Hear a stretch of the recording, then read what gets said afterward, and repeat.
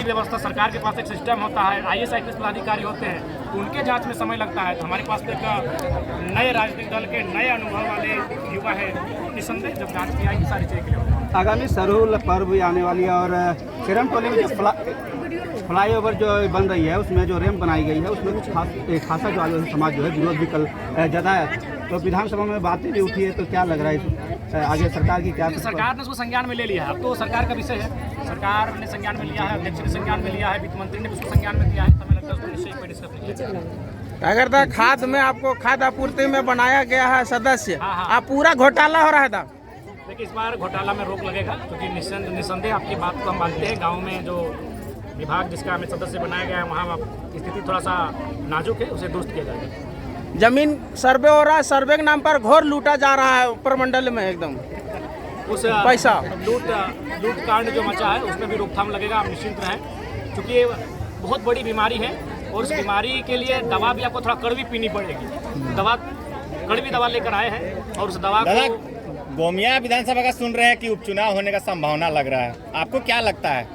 तो देखिए अभी उस विषय को लेकर हम लोग कोई नहीं, क्योंकि विषय सुनने में आया है, लेकिन अब क्या होगा नहीं होगा वो अलग विषय है, उस पर बाद में बातचीत होगी। रोजगार का मुद्दा आप नहीं उठा रहे था? कैसे नहीं उठा रहे महोदय? JPSC के चेयरमैन का मुद्दा हम उठाए, दूसरा दिन में अध्यक्ष बना, हम गीत गा के सरकार को सुनाए कि देखो सिकंदर हार गया। तो हम तो लगातार उठा रहे हैं।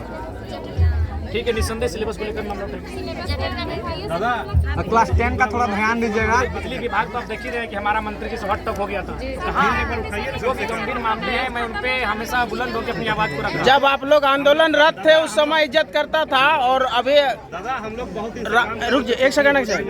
रांची के केंद्रीय उपाध्यक्ष जी के साथ उतना बर्बरतापूर्ण जो पुलिस खींच के ले गया था, उस पर क्या आप आवाज उठाइएगा विधानसभा में?